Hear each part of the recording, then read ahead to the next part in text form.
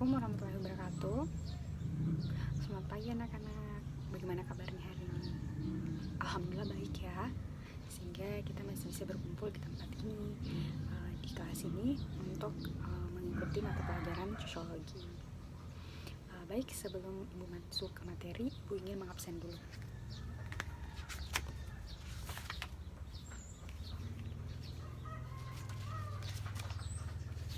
Ini Sudirman. Hadir Bu. Hadir Bu. Rana Sahira. Hadir Bu. Andi Novelin Rokanda. Hadir. Andi Desidera Ulang. Hadir Bu. Abdul Rahman. Saya Bu. Muhammad Amil. Sakit Ibu. Oh iya ya, nanti saya buka. Oke, terima kasih. Sebelum masuk ke materi, Ibu ingin memberitahukan tentang kompetensi dasar yang akan kita capai pada hari ini, yaitu kompetensi dasar 3.5 tentang menganalisis perpecahan masalah kekerasan dan konflik yang ada di masyarakat. Dan adapun indikatornya adalah kekerasan bersifat perpecahan dan dampaknya terhadap perdamaian yang ada di dalam masyarakat. Oke, setelah itu coba kalian perhatikan gambar di samping. Kira-kira siapa di antara apa yang terbesit di pikiran kalian setelah melihat gambar ini? Ada yang bisa? Oh, coba ini Sudirman ke depan untuk menjelaskan. Dari gambar di atas adalah gambar tawuran. Biasanya tawuran itu dilakukan oleh pelajar dan membawa senjata tajam. Tawuran itu seperti, terima kasih Ninis. Itulah tadi penjelasan dari teman kalian bahwa contoh dari gambar ini adalah sebuah tawuran.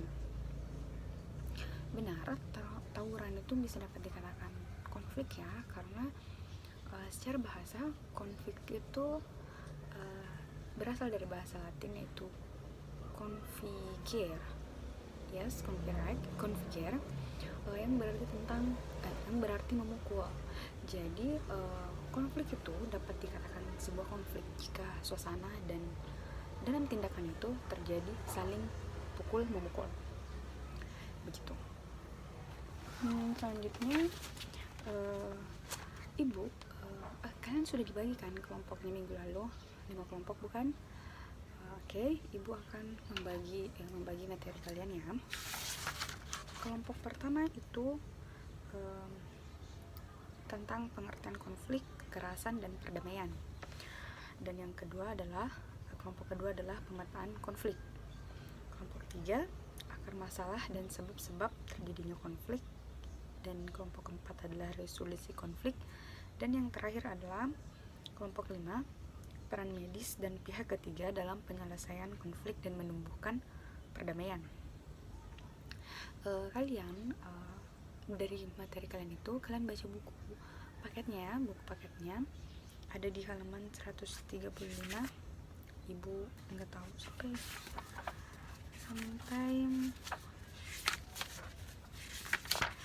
dari halaman 135 sampai 159 kalian baca materi itu, tapi tergantung dari materi kelompok kalian masing-masing. Jadi kelompok 1 hanya membaca tentang pengertian konflik, kelompok 2 hanya menjelaskan tentang pemetaan konflik, dan sampai seterusnya seperti itu. Ibu berikan 15 menit untuk membaca materinya. Setelah itu Ibu akan memanggil perwakilan kelompok kalian untuk naik menjelaskan tentang apa-apa yang kalian pahami dari materi kalian masing-masing.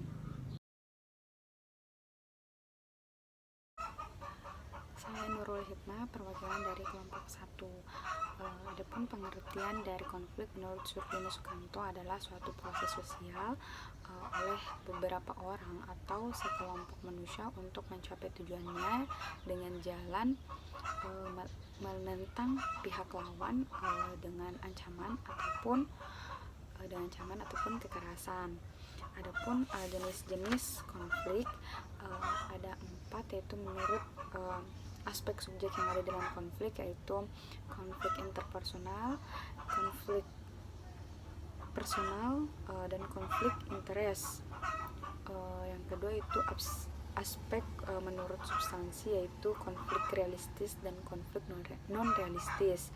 Yang ketiga adalah konflik keluaran, yaitu konflik konstruktif dan konflik destruktif. Dan yang terakhir adalah konflik pada bidang aspek kehidupan terjadi karena adanya kekurangan sumber daya manusia.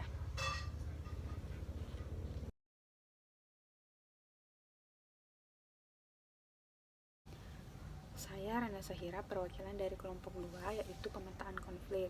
Adapun pihak-pihak yang sering dijadikan sebagai pihak netral untuk mengintervensi konflik, yang pertama sikap atau attitude atau feeling, yang kedua perilaku atau tindakan atau behavior, dan yang ketiga adalah campur tangan pihak lain atau intervention, dan yang terakhir adalah hasil akhir atau outcome. Terima kasih.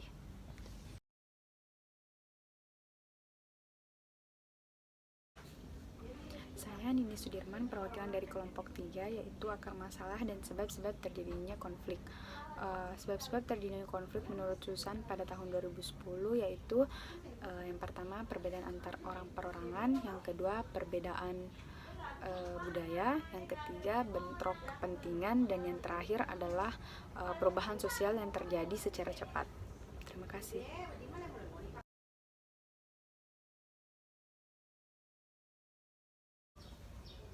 Saya Dino Valindra Panda, perwakilan dari kelompok 4, yaitu resolusi konflik. Adapun resolusi konflik yaitu mediasi, negosiasi, konsiliasi, transformasi konflik, dan yang terakhir adalah arbitrasi. Terima kasih.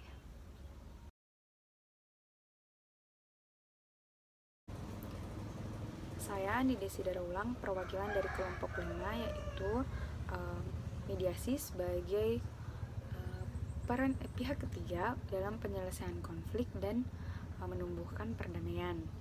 Mediasi merupakan salah satu bentuk intervensi penyelesaian konflik yang membutuhkan pihak ketiga sebagai penengah, karena sebagian tim, kelompok, ataupun bahkan bangsa dan negara sulit untuk menyelesaikan masalah mereka sendiri. Bantuan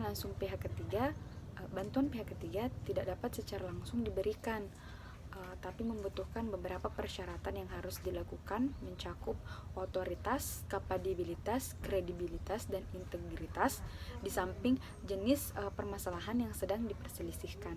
Terima kasih.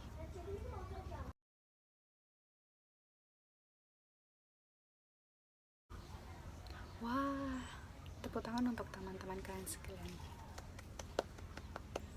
Mereka semua hebat-hebat dan pintar-pintar. Oke. Karena jamnya juga sudah hampir habis, jadi Ibu ingin sedikit menjelaskan di sini bahwa konflik sosial itu merupakan pertentangan antara kedua pihak, dan masing-masing pihak tersebut berusaha untuk saling menundukkan. Jika ingin konflik tapi tidak ingin perpecahan, maksudnya konflik dengan yang tidak perpecahan, ada 5 cara. Yang pertama itu mediasi, negosiasi, konsiliasi, transformasi konflik, dan yang terakhir adalah arbitrasi. Untuk tugasnya, Ibu ingin kalian, tugas individu ya, Ibu ingin kalian menjelaskan, atau setidaknya kalau dari rumah menulis dulu lah, nanti pas di sekolah kita menjelaskan. Kalian tuh membuat tentang secara detail ya, tentang perpecahan yang ada di lingkungan kehidupan kalian, mau itu konflik dengan diri sendiri, keluarga, masyarakat, ataupun teman sekolah. Yang jelasnya itu konflik itu yang ada dalam kehidupan kalian sehari-hari, seperti itu. Bisa ya. Dan minggu depan ibu akan tunjuk satu-satu untuk menjelaskan tentang konflik yang kalian tulis itu. Baik, oke, sudah dimengerti? Oke, kalau begitu kita tutup pertemuan kita hari ini. Semoga kita diberikan kesehatan terus menerus untuk tetap saling bertatap muka seperti ini dalam belajar ya. Oke, ibu rasa cukup. Wassalamualaikum warahmatullahi wabarakatuh.